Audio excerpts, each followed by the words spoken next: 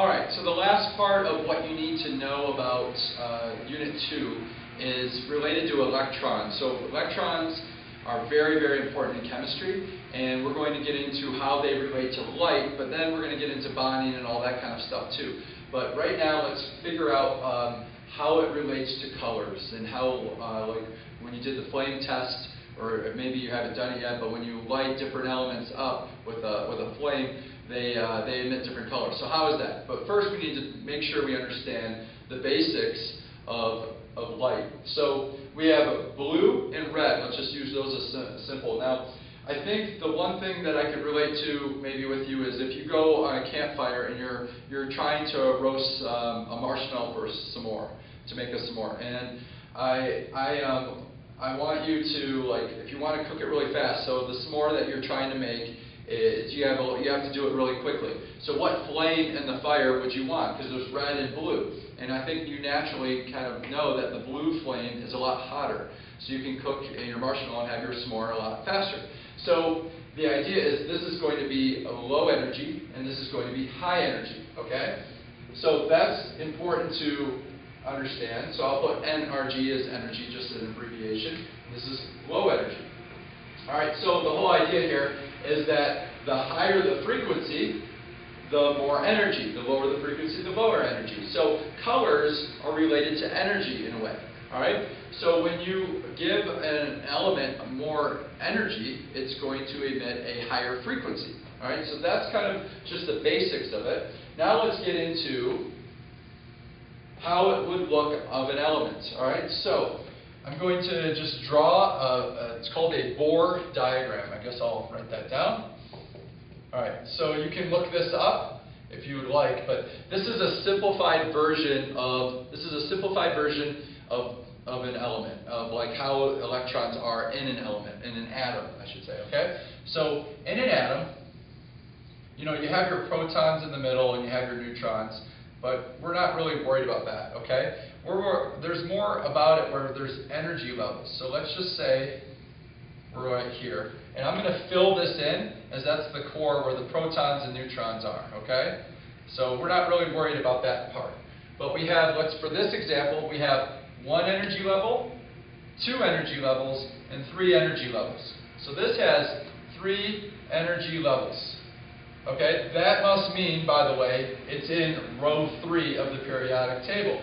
And we'll get into all of that a little bit later, but just a side note, each row indicates how many energy levels that atom has. The periodic table is really cool. In your next unit, you're going to get into that a little bit more. But there's 3 energy levels. Electrons go in these, all right? Each energy level has a certain amount of electrons it can fit. The first energy level can have 2. So I'm just going to put an electron there, an electron there, okay? And I'm going to just leave it there. So it has 2 electrons, so we're looking at helium, okay? In fact, let's just make it even simpler, and let's just focus on hydrogen, okay?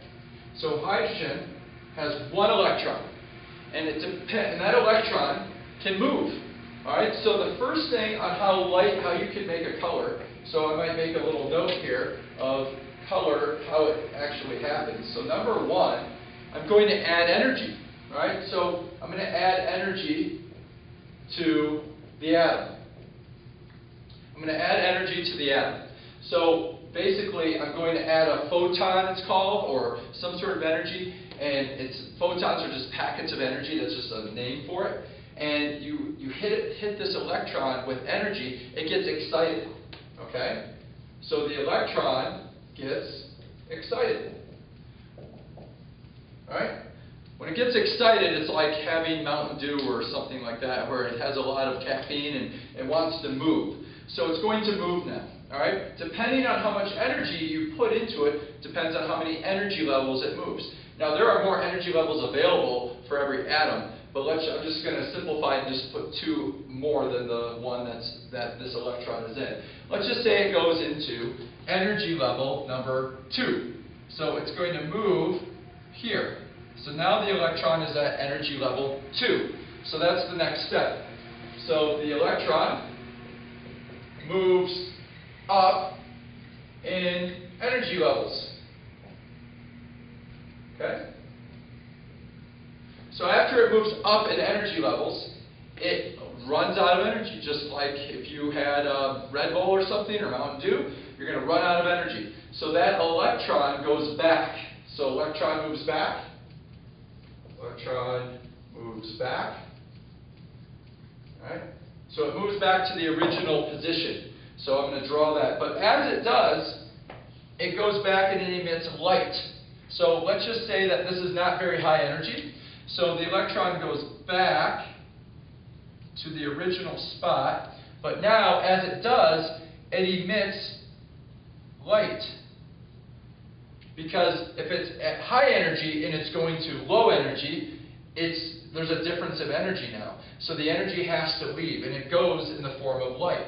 So the last step, basically, is the electron emits energy in the form of light.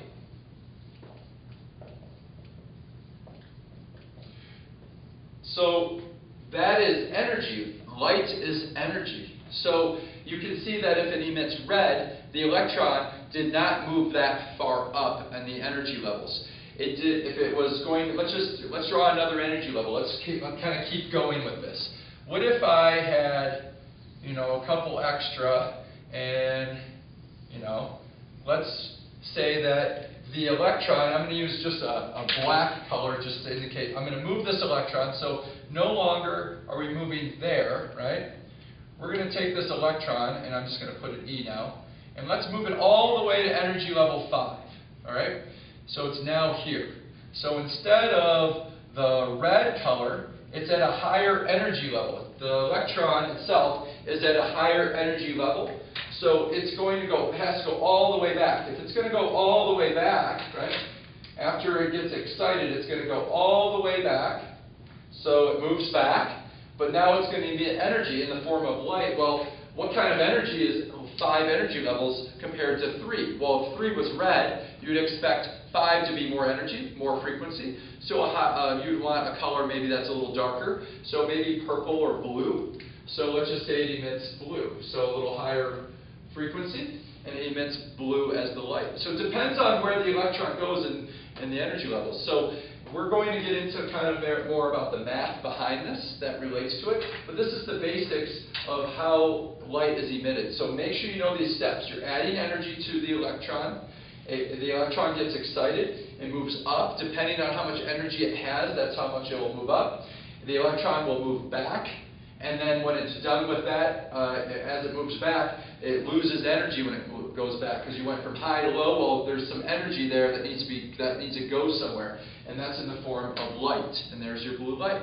So every element, every atom, or every element that has the atoms, the structure, the electrons are in different positions here. They're not the same. So when you excite an electron at different atoms, those electrons are going to move differently according to the element. And that's why you get unique light and you get unique patterns of these. So you can tell, like for example, we know that most stars are made of hydrogen, and then they make helium and all that because we know their spectrum. Every element has a fingerprint and all that. So we're going to get into that in class and some demos and stuff, but this would be a good start for you, okay? Good luck.